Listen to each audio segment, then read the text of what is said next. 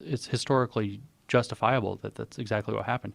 And of course, I was here before, and we talked about those fake papers that Peter and Helen Let's and I tell wrote. everybody what those are, just because it's an amazing source of enjoyment and entertainment for folks that are looking for something to read. Right. So we don't lose the point real quick.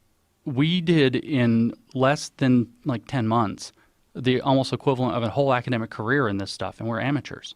And so you did it's it easy. as a joke, as and a it got joke. passed off as real and then actually applauded. That's right. So we wrote 20 fake academic papers in these exact fields: critical race theory, So we should gender tell, studies. Peter Boghossian did it with you, Yeah. and Helen Pluckrose.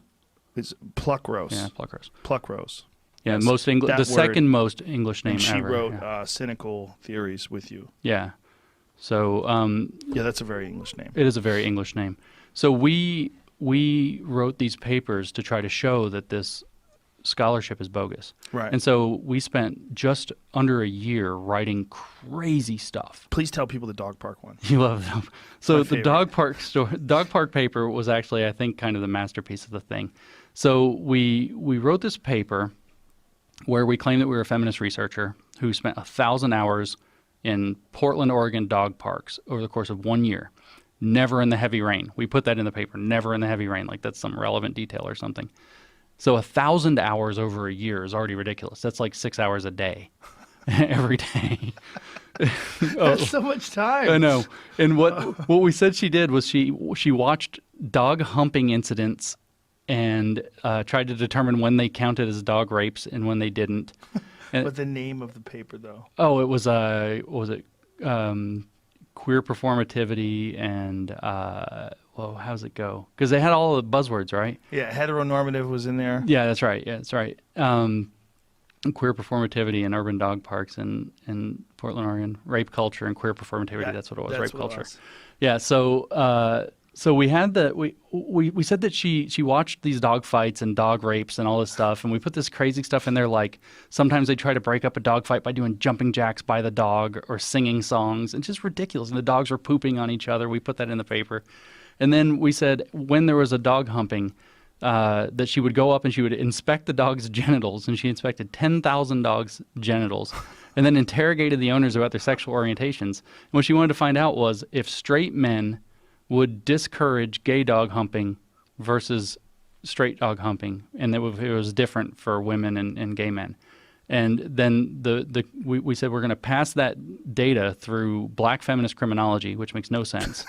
And then we said that the conclusion was that dog parks are petri dishes of canine rape culture, and that they are rape condoning spaces just like human nightclubs. So human nightclubs are automatically now rape condoning spaces. And so the conclusion was that we now have to train men the way that we train dogs, with like leashes and shock collars and things, in order to get rape culture to go away. And they give this an award. And so it's like this, the bullshit level is just insane. What was the award? So they had a thing. It was their anniversary. The journal is the #1 feminist geography journal in the world. And there was their 25th anniversary What's edition. the name of the journal? Gender, Place, and Culture.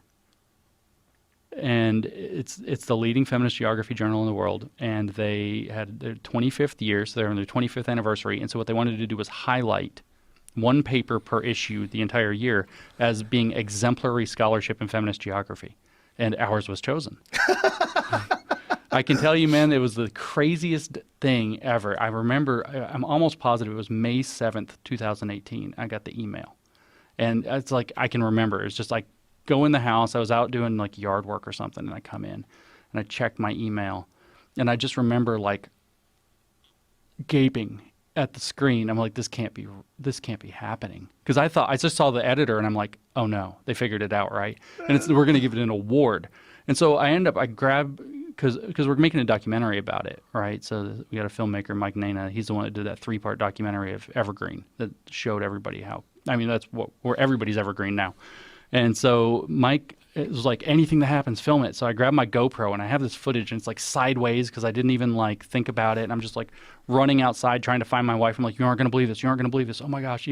There's a really freaking crazy, like, it's almost like it's almost like the world slid off of its foundation a little bit when they gave that paper an award for me. It was just so weird. Well, you nailed it. I mean, We did. You really nailed it. You came so close to reality, but yet still lived in the world of parody. That's right. But you said all the things that you need.